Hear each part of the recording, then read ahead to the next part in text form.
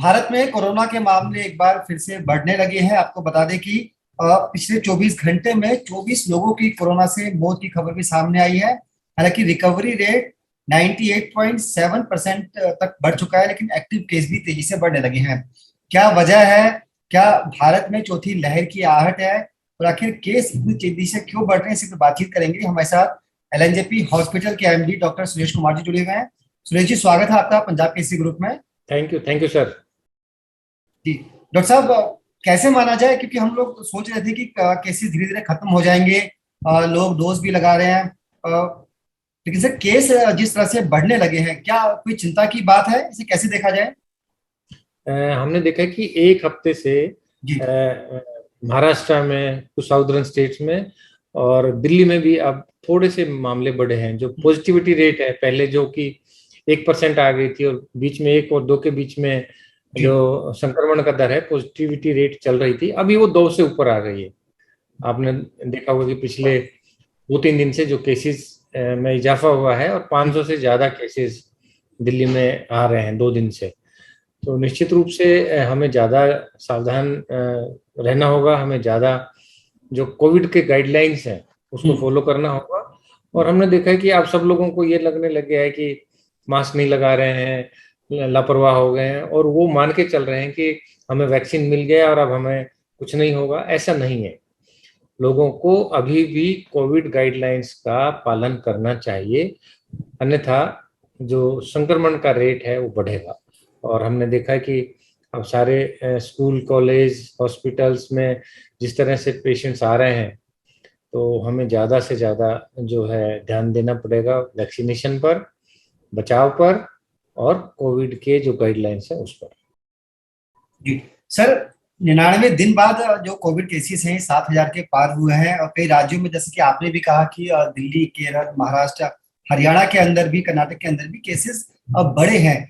क्या ये भी माना जाए कि चौथी लहर जो कहा जा रहा था, अब धीरे धीरे मुस्तरफ बढ़ रहे हैं, या अभी उतना ज्यादा घबराने की जरूरत नहीं है? लोग सिर्फ प्रिकॉशंस लें, कोविड जो गाइडलाइन है उसको फॉलो करें, तो इसको भी हम रोक सकते हैं? देखिए, अभी पैनिक होने की आवश्यकता नहीं है। जी।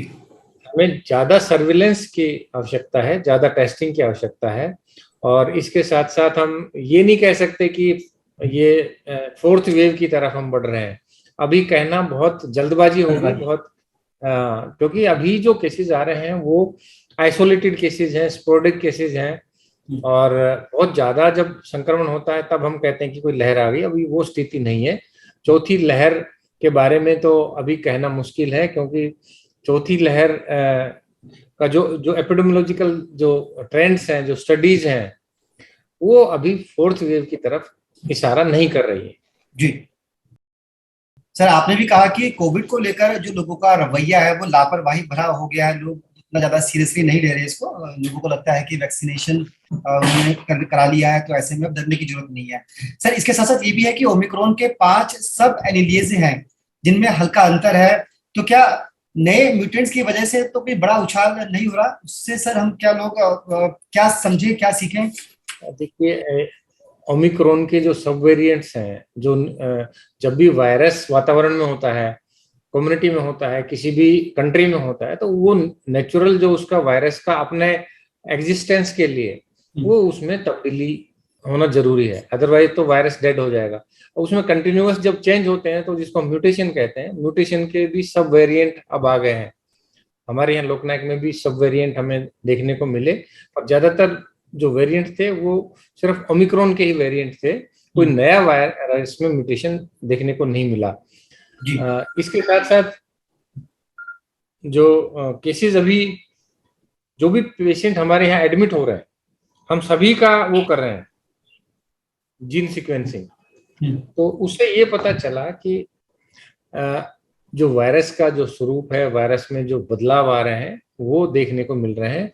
पर वो जो म्यूटेशंस हैं, ज्यादातर जो म्यूटेशंस हैं वो बहुत सीवियर डिजीज या क्लिनिकल जो प्रोफाइल है, जो कोविड का जो बीमारी का हॉस्पिटलाइजेशन पे उसका असर नहीं पड़ रहा है, आईसीयू बेड्स की आवश्यकता नहीं हो रही है। और हमने देखा कि दिल्ली में 1% से कम बेड ऑक्यूपाइड है, यानी कि 99% जो बेड हैं वो अभी खाली है। सिर्फ 1% से कम ही बेड ऑक्यूपाइड है, और जो हॉस्पिटल की आवश्यकता उन्हीं लोगों को पड़ रही है, या तो उनको लंबी बीमारी है, या हार्ट का प्रॉब्लम है, लीवर फेलियर है, किडनी फेलियर है, डायलिसिस वाले पेशेंट हैं, कैंसर वाले पेशेंट हैं, ऐसे लोगों को ही भर्ती करना पड़ रहा है। और भर्ती भी बहुत कम। अभी लोकनायक की बात करें तो हमारे यहाँ पर अभी सिर्फ 10 पेशेंट एडमिट है। सर इनकी क्या जीनोम सीक्वेंसिंग की रिपोर्ट आ गई है?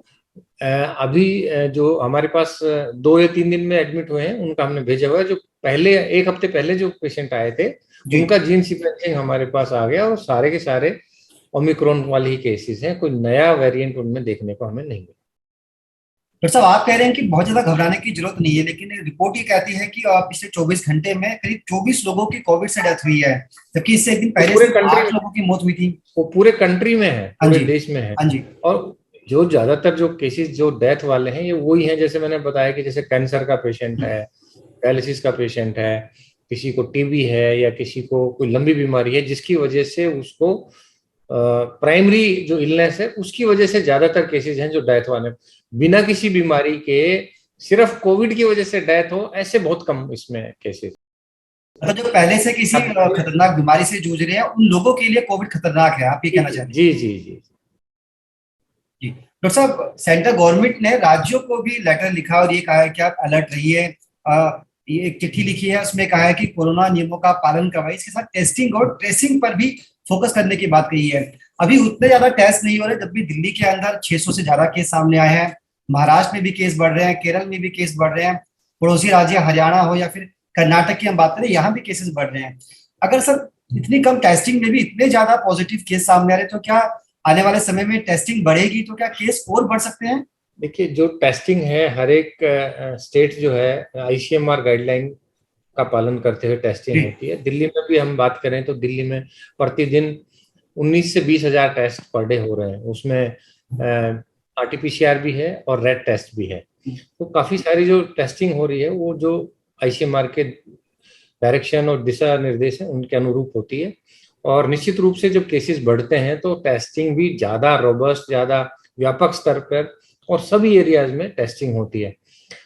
टेस्टिंग से ये फायदा है कि एक तो हमें डिजीज बर्डन का पता चलता है, दूसरा ये कि यदि टेस्टिंग टाइम से होती है तो उसका इलाज भी हो सकता है और उनको होम आइसोलेशन में रखा जा सकता है, जिससे कि जो फर्दर स्प्रेड है कॉन्टैक्ट वो ज्यादा से ज्यादा कंट्रोल में रहे और बीमारी ना फैले। तो ये बहुत आवश्यक है कि टेस्ट आईसीएमआर के डायरेक्शन के अनुरूप हो। और अभी जो टेस्टिंग है वो हमने सभी एरिया में जहाँ पर भी जैसे जो भी पेशेंट्स हॉस्पिटल में आते हैं जिसको भी लक्षण होते हैं, या जहाँ पर भी आपने देखा होगा कि छोटे हॉस्पिटल्स हैं, डिस्पेंसरीज हैं और जो कम्युनिटी सेंटर्स हैं उनमें भी काफी सारी टेस्टिंग हो रही है। तो सर मेंटली हम लोग प्रिपेयर रहें कि अगर नंबर ऑफ टेस्ट बढ़ते हैं तो नंबर ऑफ केसेस भी बढ़ेंगे, बहुत ज्यादा पैनिक ना ले इसको। देखिए, अभी तो हमें ज्यादा से ज्यादा इस पे ध्यान देने की आवश्यकता है, ज्यादा से ज्यादा हमें जागरूक रहना है। और जैसे हमने शुरू में डिस्कस किया कि ये जो कोरोना है ये अपना जो जेनेटिक स्ट्रक्चर है, अपना स्वरूप है, अपना म्यूटेशन है, ये लगातार होता रहता है। तो उसके लिए हमें ज्यादा से ज्यादा जो सर्वे और सर्विलेंस की आवश्यकता ज्यादा होती है। और वो व्यक्ति जिनको भी लक्षण है उनको टेस्टिंग जरूर कराना चाहिए। हम ये ना सोचे कि ये अब बहुत हल्का हो गया है कोरोना, अब 2-3 दिन में ठीक हो जाएगा, गला खराब है, जुकाम है, सिर में दर्द है, और उसको हम डॉक्टर के पास जाए ही नहीं और टेस्ट ही ना कराएं तो पता ही नहीं चलेगा। और उसका दुष्प्रभाव ये हुआ कि यदि एक व्यक्ति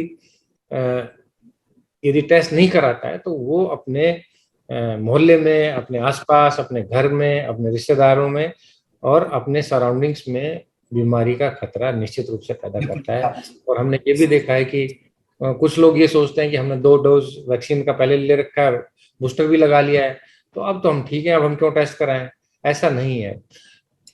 बूस्टर लेने के बाद भी, दोनों डोज वैक्सीन लेने के बाद भी कोरोना हो सकता है, क्योंकि इसका कारण ये है कि हर 6 महीने में नया स्ट्रेन वायरस का आ जाता है। उसकी वजह से जो इम्यूनिटी है उसको भी ओवरकम करते हुए ये वायरस अपना असर दिखाता है। डॉक्टर साहब, दो सवाल है एक साथ। क्या कुछ ऐसे केसेस भी सामने आए जिसने प्रिकॉशन डोज भी ले रखी हो, बूस्टर डोज भी लगा रखी है और उसको भी कोविड हो गया हो? और उसके साथ साथ क्या सर सिम्टम्स अभी भी वही हैं जो अभी तक पहले आप लोग डिस्कस कर रहे थे मीडिया के साथ, जो एक नॉर्मल सिम्टम्स है जिनसे हम इसको पहचान सकते थे, या फिर कोरोना ने अपना रूप बदला है, सिम्टम्स इसके कुछ बदले हैं? ज्यादातर जो हमारे पास इन्फेक्शन के केसेस आए हैं वो आए जिन्होंने 1 या 2 डोज ली हैं। जी। जिन्होंने बूस्टर डोज ली है उनमें जो आरटीपीसीआर पॉजिटिविटी बहुत रेयरली देखने को मिली, उसमें कोविड देखने को नहीं मिला जिन्होंने बूस्टर ली है। हाँ, पर जिन्होंने 2 डोज ली है उनमें देखने को जरूर हमें केसेस, यहाँ हमारे लोकनायक में भी केसेस आए हैं कि हमारे जो हेल्थ केयर वर्कर हैं, डॉक्टर हैं, नर्सिस हैं, उनमें भी दोनों डोज लेने के बाद भी उनको कोरोना हुआ। ऐसा हमें काफी सारे केसेस देखने को मिले। और बूस्टर डोज निश्चित रूप से लाभकारी है और लगवाना चाहिए। और हमने देखा कि अभी जो आपका दूसरा क्वेश्चन था कि अब जो लक्षण आ रहे हैं वो कैसे हैं। अब जो लक्षण आ रहे हैं कोरोना के बहुत हल्के हैं, जैसे कि गले में दर्द होना, नाक से पानी आना, सिर में दर्द होना और हल्का बुखार, और ये 2 से 3 दिन में ठीक हो जाता है। और यदि हम टेस्ट की बात करें कि यदि पॉजिटिव हो गया तो वो नेगेटिव भी 4 से 5 दिन में हो रहे हैं। यानी कि कोरोना हुआ, 2-3 दिन उन लक्षण रहे और 4th डे या 5th day patients RTPCR negative हो जाता है या पेशेंट्स के सिम्टम्स बेशक। सर, आपने अपने हॉस्पिटल के बारे में बताया कि कितने बेड्स हैं और कितने पेशेंट हैं। दिल्ली के अंदर 9603 बेड्स हैं, दिल्ली सरकार की तरफ से जो रिपोर्ट जारी की गई है कोविड पेशेंट के लिए, जिसमें से ये कहा जा रहा है कि 85 बेड्स अभी तक भरे हैं। इसका मतलब साफ है कि लोगों को बहुत ज्यादा गंभीर नहीं हो रहे हैं, बीमारी ज्यादा हर्ट नहीं कर पा रही है। सर, दिल्ली के अंदर क्योंकि मानसून भी आने वाला है, तो क्या वेदर का भी कुछ फर्क पड़ेगा कोविड के ऊपर?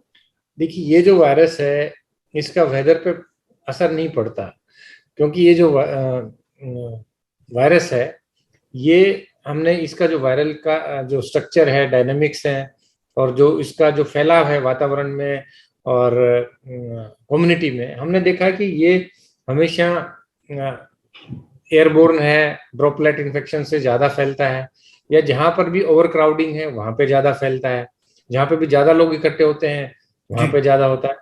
तो टेम्परेचर का इस पे कोई असर नहीं होता है, बारिश का इस पे कोई असर नहीं होता है। तो निश्चित रूप से असर तब होता है तब ज्यादा मास गैदरिंग होती है, बहुत ज्यादा लोग एक साथ इकट्ठे हो जाते हैं, उसमें यदि कुछ लोगों को भी कोरोना है तो वो काफी सारा एक हॉटस्पॉट बन जाता है, उसकी वजह से संक्रमण का खतरा बना रहता है। मौसम में अगर नमी है तो उससे कुछ खास फर्क पड़ने वाला नहीं। वायरस जो है ज्यादा टाइम रहता है, सर्वाइव ज्यादा करता है। ये रहता है कि यदि वेट सरफेसेस हैं तो उस पे कुछ जो वायरस जो है वो थोड़े लंबे टाइम पे रहता है। और बहुत सारी स्टडी ऐसी नहीं है कि उस पे मानसून का इफेक्ट वायरस पे हमने अभी तक इसका अध्ययन नहीं हुआ है। पर हमने ये देखा कि टेम्परेचर का, चाहे वो ठंडा मौसम हो या गर्म मौसम हो या रेनी सीजन हो, वायरस हमेशा वातावरण में रहता है। चलिए सर, बहुत बहुत शुक्रिया समझाने के लिए, बताने के लिए कि आखिर केसों में उछाल क्यों हो रहा है और जो वायरस है वो किस तरह से अपना रूप बदल रहा है। लोगों को भी अलर्ट रहने की जरूरत है, ख्याल रखें, बूस्टर डोज भी लगवाएं, जो कोविड नियम है उसका पालन करें। बहुत बहुत शुक्रिया डॉक्टर साहब, बातचीत करने के लिए, पंजाब केसरी ग्रुप को अपना कीमती समय देने के लिए, समझाने के लिए, इस पूरे मुद्दे पर अपनी राय देने के लिए। Thank you sir, thank you.